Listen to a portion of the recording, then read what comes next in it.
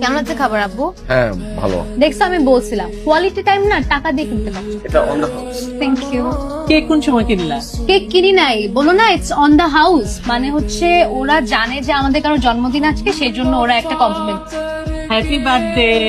Happy birthday to me, happy birthday to me. আমি আসতেছি। কোথায় যাচ্ছ আব্বু? একটা ফোন ধরে তারপর আসতেছি। হ্যালো। মজা না? মুখে দেখো একটু দাঁড়াও। মজা? কি রহমত, এত বারবার কল দাও কেন?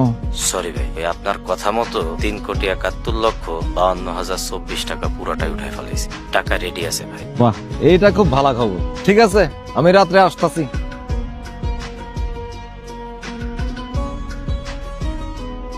সাসা, আমি কথা দিতাছি আমি আর সিগারেট খামো না। আর আচ্ছা কুত্তা প্লেস দেখছে বিলেই ধর। কত হয়েছে মা? এই যে এখানে বিল লেখা, এই যে কত? 5,080 টাকা।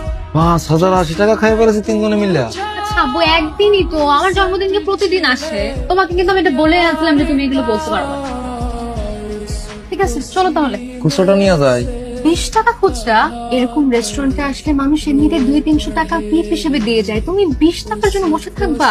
So embarrassing. চলো চলো, সো এম্বারাসিং। মুডটাই খারাপ হয়ে গেল, চাইছি তাই করো। আম্মু আসো তো। কি যে করো না। আচ্ছা তুমি একটু যাও, আমি আসতেছি।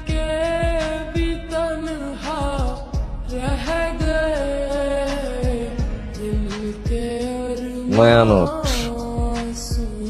টাকাটা তোমার দিতাম, কিন্তু এই টাকা দিয়া তুমি তো কইজা পুরাবা। কত কষ্টের কামাই টাকা, তুমি তো জানো। ভালো থাকো বাবা। একটু তাকান তো। বন্ধ করো বন্ধু। আপনি কিন্তু হ্যান্ডসাম আছেন চাচা। হ্যালো। কি আজকে তো একবার তাকালেও না। কেমন লাগলো তোমার ফিউচার ইন লস কে? এলমা, তিনি আসলে তোমার বাবা? না, আমার বাবা না, আমি রাস্তা থেকে র্যান্ডম একজনকে ধরে নিয়ে আসছি। আসলে রাস্তা থেকে তোকে নিয়ে আসছো? হাহা, ভেরি ফানি রেহান। সবসময় ফাইজলামি ভালো লাগে না, কিন্তু বলো না কেমন লাগলো? খুব ভালো। মনে হলো অনেকদিন পর আপন কাউকে দেখলাম। বসে 2 কাপ চা খেতে ইচ্ছা করলো। রিয়েলি? তোমার এত ভালো লেগেছে?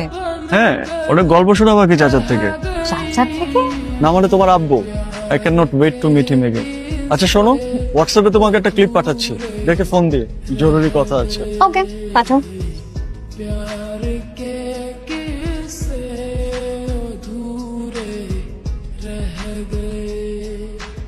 আপু এগুলা কি? তুমি এখনই হোয়াটসঅ্যাপ চেক করো।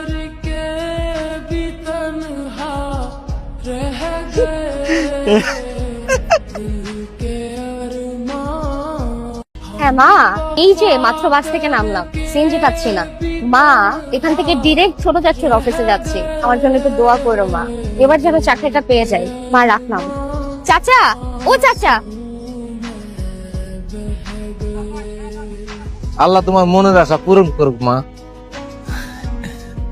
আমি আসতেছি, আমি রওনা দিচ্ছি, তুমি টেনশন করো না। হ্যাঁ আচ্ছা আচ্ছা, আমি রওনা দিতেছি, আসতেছি। একটা ভিখারিও টাকা নিয়ে দোয়া দেয়, তুই খালি ন্যাশ আর ন্যাশ, ফেরত দেওয়ার কোনো নাম নাই। আমার ছোট ভাই আমার কাছে সাহায্য চাস, ঠিক আছে, কিন্তু রতাফবির কাছে গেলি কেন? চেয়ারম্যানের সামনে হাত পাচ্ছস, আমার মান সম্মানটা থাকলো? তুই কি ভিক্ষুক নাকি জামিল? কি কথা কস না কেন? কথা ক। মুদির দোকানে তোর 4 মাসের বাকি, ওইটাকে আমি শোধ করুম? মোলাটারে সাথে নিয়ে আসছি, এইবারের মতো আমার ক্লিয়ার তো আচ্ছা ফিরামু না, ভাতিজার কথা কইছস, মাইনা নিলাম, কিন্তু তুই জুয়া খেলতে যাস কেন? ল্যাংরাও হইছস, বলদও হইছ, ফকিন্নি হইয়া জুয়া খেলতে যাস, তোর জুয়ার টাকা কি আমি দেবো? শেষ করে এই জামিনটা সবাই ভুলে গেলে তুই মনে রাখিস বাজান। এটা অফিস। কি এমন চেহারা বানিয়ে রেখেছো কেন? কে মরেছে? বুঝছো, এইটাই হচ্ছে তোমার সমস্যা। Learn to take it easy. কি বলতে আসছেন বলেন? বলেন স্যার। এবার পুরো কথাটা একবার শুনি। কি বলতে আসছেন বলেন স্যার। Good boy. শোনো, এ হচ্ছে মিথিলা, অ্যাবসলিউটলি ব্রিলিয়েন্ট স্টুডেন্ট, খুব গুণী। কালকে ইন্টারভিউ দিয়েই আজকে আমাদের এখানে জয়েন করতে এসেছে। হ্যালো, আমি মিথিলা আফরোজ। রেহান, তোমার হাতের সব কাজ ড্রপ করার কথা। তোমার এখন একমাত্র কাজ হচ্ছে মিথিলাকে আমাদের কাজের জন্য আপ টু স্পিড করা, সবকিছু বুঝিয়ে শিখিয়ে নেওয়া, ঠিক আছে?